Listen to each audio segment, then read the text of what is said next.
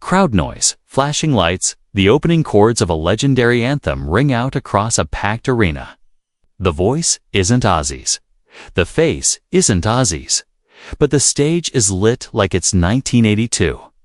And then it happens. A tribute to one of rock's most chaotic, beloved icons goes viral. But not for the reasons anyone expected. Within hours, social media explodes. Not with applause, but outrage. Because something about this tribute doesn't sit right. Ozzy Osbourne, the Prince of Darkness. The godfather of heavy metal, the wild soul of Black Sabbath had inspired countless homages over the years. But this one was different. Not in scale, but in tone. It felt ... off. Manufactured, hollow. Like a cardboard cutout trying to wear. The crown of madness. The performance was supposed to be a celebration, a thank you. But it turned into a storm of controversy that no one saw coming. Except maybe those who know Ozzy best. To understand the outrage, you need to understand Ozzy. He's not just a musician. He's a myth. A man who bit the head off a bat on stage. Who mumbled through reality shows but screamed into microphones with a rage that felt ancient. Who survived addiction, fame, and the music industry without ever truly being tamed. Ozzy's legacy is messy, loud, unapologetic. His music was rebellion, his lifestyle chaos. But it was never fake. That's why the tribute stung. It wasn't that the performer lacked talent, or that the visuals were wrong. It was that the soul of a zero, strange, defiant, was missing. The tribute felt like a polished museum piece, honoring a man who belonged in the wilderness. Fans weren't having it. Comments flooded in. This isn't Ozzy. This is an algorithm's idea of Ozzy. It's like watching a sanitized nightmare. You can't tribute madness without a little madness. Even longtime fans, used to eccentric tributes and weird remixes, drew the line because the real Ozzy never played by rules, and any attempt to clean him up, to box him in, felt like erasing everything he stood for. And yet, buried under the outrage was something deeper. A grief. A fear. Because every tribute feels a little like goodbye. And maybe that's what hit hardest. Ozzy isn't gone, but he's aging, slowing down. And while he's still very much with us, fans are starting to imagine a world without him. And in that world, the question becomes, who tells his story? A slick production team, a network special, a corporate tribute, or the fans who screamed his lyrics in sweaty clubs and midnight festivals? That's the real tension behind the viral video. The internet outrage isn't just about a performance. It's about ownership, about authenticity, about legacy, because Ozzy's story isn't a straight line. It's a lightning bolt, and trying to flatten it into a family-friendly package. That's not a tribute. That's betrayal still. Something strange happened as the backlash grew. The controversy brought Ozzy's name roaring back into headlines. Teenagers who'd never heard a full Sabbath album started streaming War Pigs and Crazy Train. Rock stations replayed interviews. Stories resurfaced about his wildest, weirdest moments, from the infamous Dove and Bat incidents to the chaotic tales of hotel destruction. Impromptu arrests, slurred award speeches, and the iconic image of Ozzy wandering around his estate in a bathrobe, mumbling about breakfast cereal. Suddenly, people weren't just remembering Ozzy, they were rediscovering him. Young fans, raised in the era of polished pop stars and squeaky clean public personas, found something intoxicating in Ozzy's machines. He wasn't scripted. He wasn't sanitized. He was real.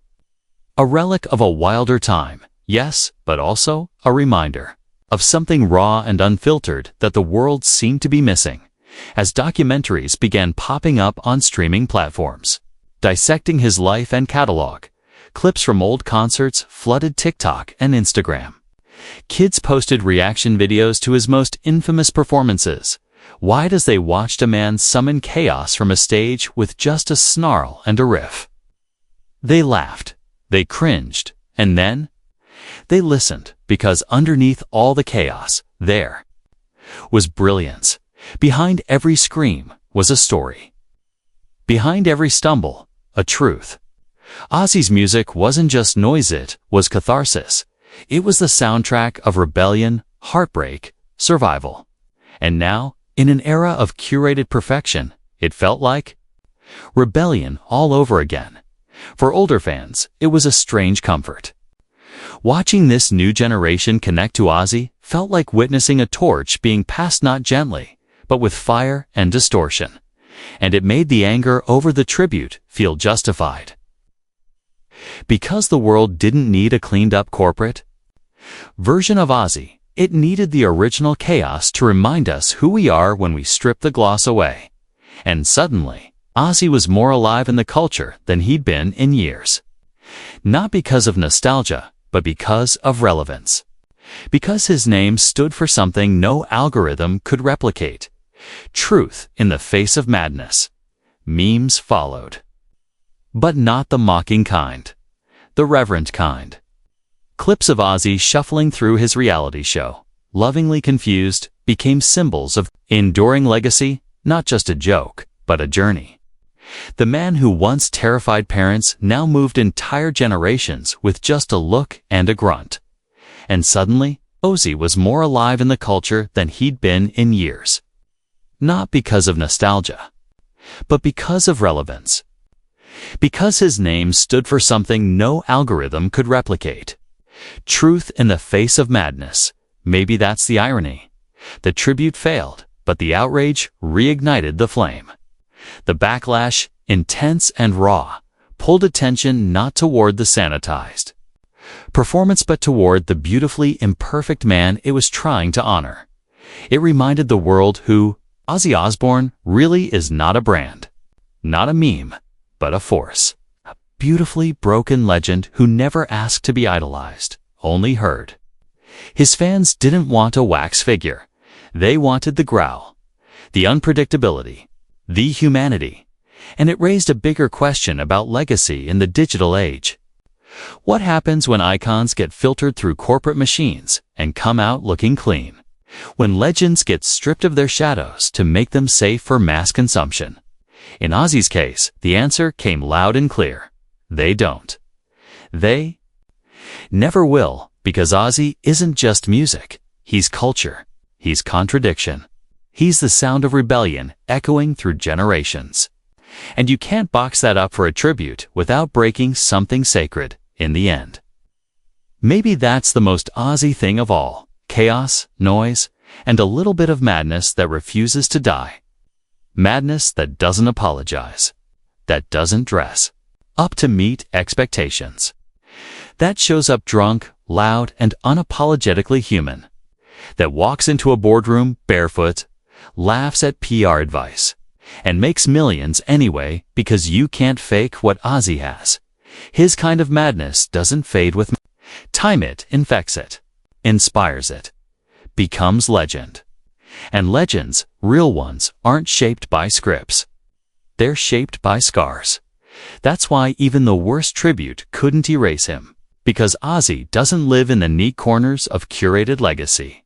It lives in the goosebumps you feel when a riff kicks in the sweat on a concert t-shirt, in the voice you lost screaming along at 2 a.m. A sound, scream, a soul dot, and a legacy that refuses to be cleaned up, tied with a bow, or written without blood on the page.